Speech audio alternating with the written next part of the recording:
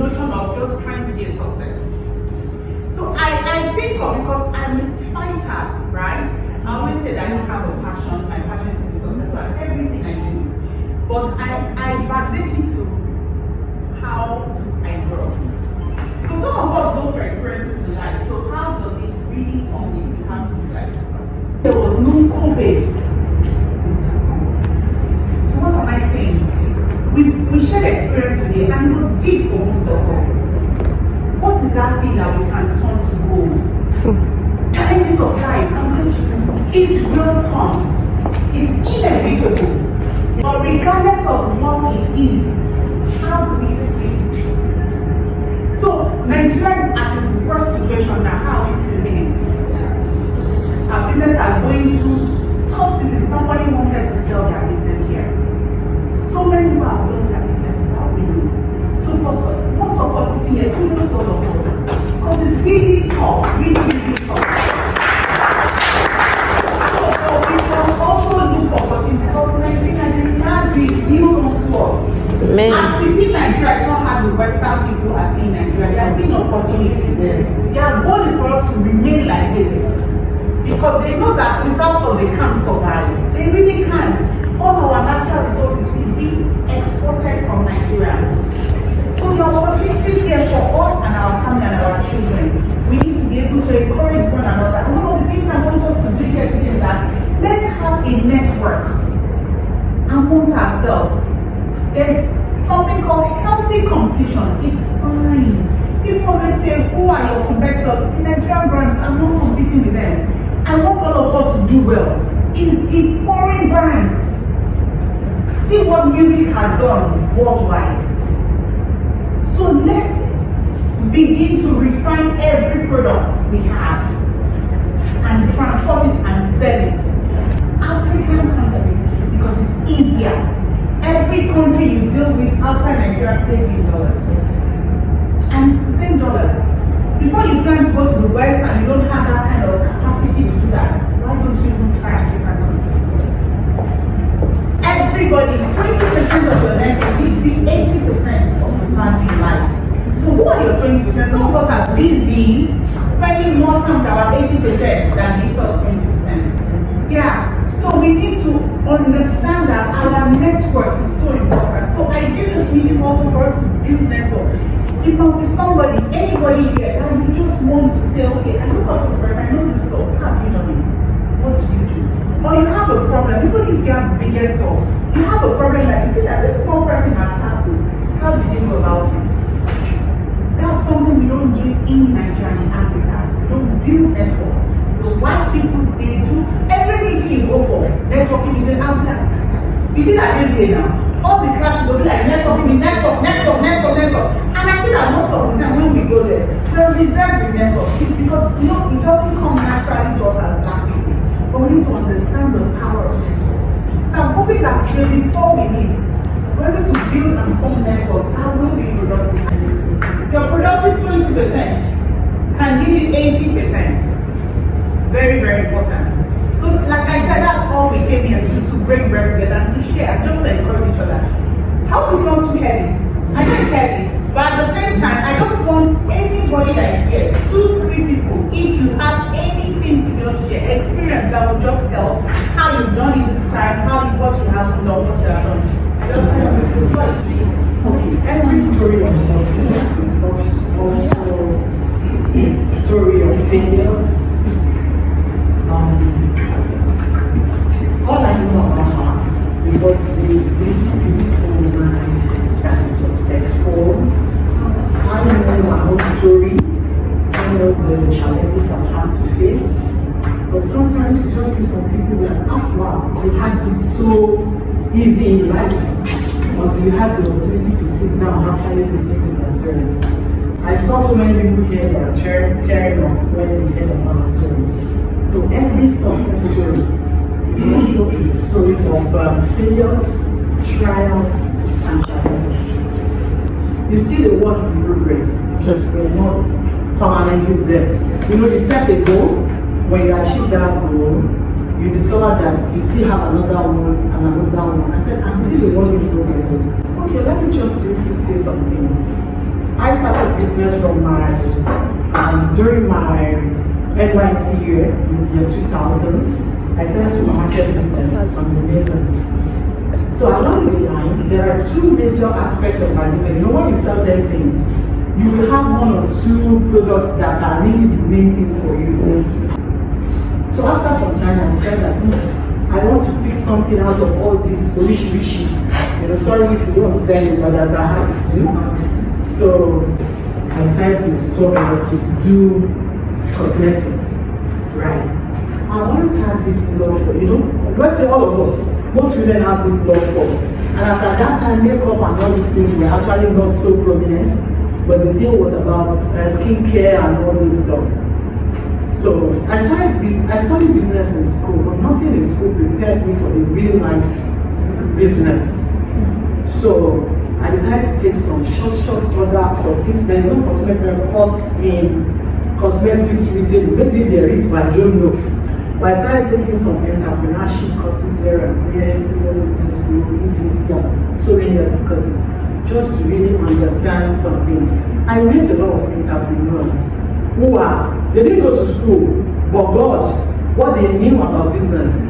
So I networked, like she said. I met with a lot of people who are already in the business. Some people were ready to share some things. Some people were holding on. I decided to try. I went to meet one person. She's at Yaba, popular. I won't mention her name. She said she was the only one that, because I was just like, oh, I don't want to lose my money. Entry into business. Most people that does cosmetics, I learned that they will do apprenticeship under somebody, learn how to sell and all these things before. But no, nobody will even, as at that time, nobody will take me as an apprentice. Anyway, that's what I thought.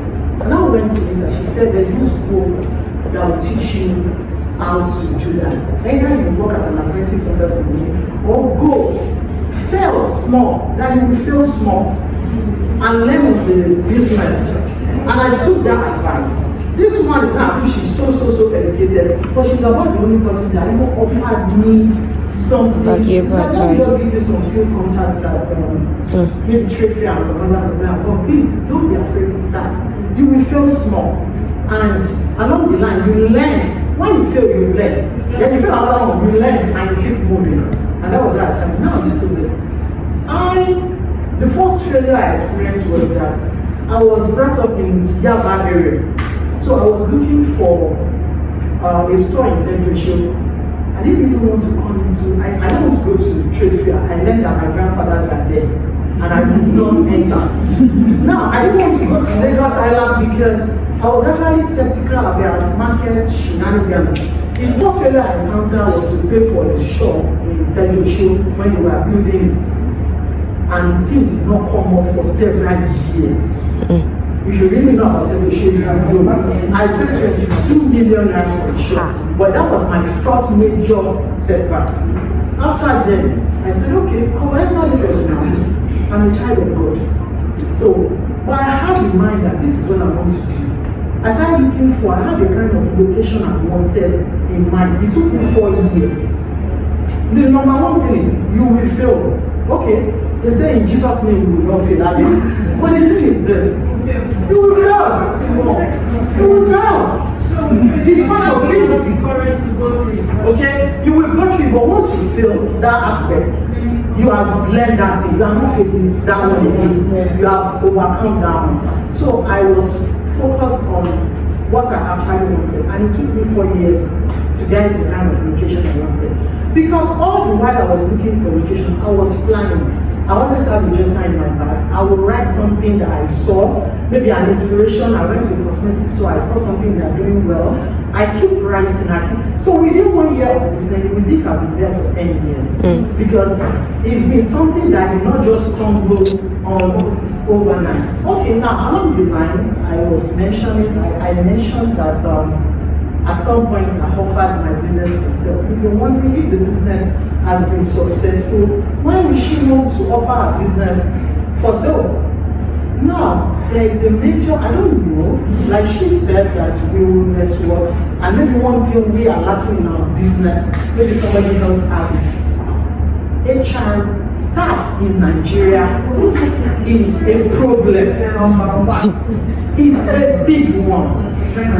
Okay, I'm relating from one home story. Immediately I got married, I had a child, a daughter. Then there is nothing I did not do for 12 years to have a child. Nothing new, IVF, even surrogacy, this, that, nothing worked. Then after some time, God, I have an growing daughter. And she's all grown now. So why? I'm like, mom is okay. And I faced my business and I'm like, when you face your business yourself, there is a way the business grows faster than when you have to give it to somebody to manage. So everything was going, my daughter was already grown, she could cook for herself when I'm not around, and it allows me to be able to do things that move my business fast, make savings, investments from the business. In year 2020, COVID came and we were all locked down. And somehow, another baby is on the way. I had a baby. It was a little bit difficult for me entrusting. My parents had this since I was small. It was a little bit difficult for me. I have one brother and it was a little bit, I became possessive of that child. It was a little bit difficult for me to leave my son and, the life I was living before my business was everything, everything. So it was so much of a challenge for me. Then in this culture, it is the woman just like this is the best for me. All this while there was no child, but now I'm leaving this boy in the hands of nanny just so that I could actually manage my business. So at one point for me, it was like I had to take a decision. Maybe after the formative few years, I could go back because this boy did not beg to come to this world. And let me drop this business.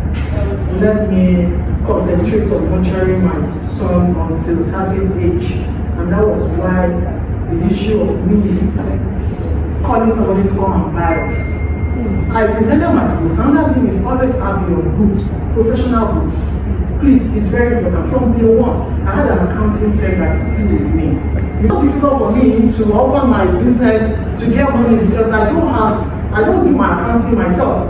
I could not afford to bring in a shorter account or something, but I have a friend that comes in once in a week every Friday to come and reconcile our accounts. And then we put the lady that owns the place was my lecturer at Lagos International. So she's the one, and the fee was okay. So always make sure you have your books. You never can tell at any time. You might need those books, your accounting books. So that was the reason why at some point I said, let me sell it. But the system about asking the law for your business. The person has actually paid. We only have to see the agreement that not signed. So as at the time when we are supposed to sign, I just discovered that I can't let go. I will keep struggling with the business and I will still keep taking care. I'll make the sacrifice that I'm not going to get the optimal from my business while nurturing my child, but let the business continue to be there. Because after some time, the children will actually go to a stage that will be like, mommy, and you can, and that's it. So basically, there will be failures, be focused, okay. The money is not going to come in one day. It will come over time. I always relate business to love, marriage. When you love someone, you will stay there. You will stick with the person through thick and thin. But if the business you are doing is just because your friend is not doing it, it's not actually, it's actually coming from your heart, it will quickly go off. So please, it's still a work in progress. I'm still trying to get better. But in all, we give glory for all the things. We have been able to count our blessings. There's a lot to be thankful for. We've been able to make so many remarkable achievements, savings, investment from cosmetics. So we also have our downtime when we take always speaking. So thank you very much.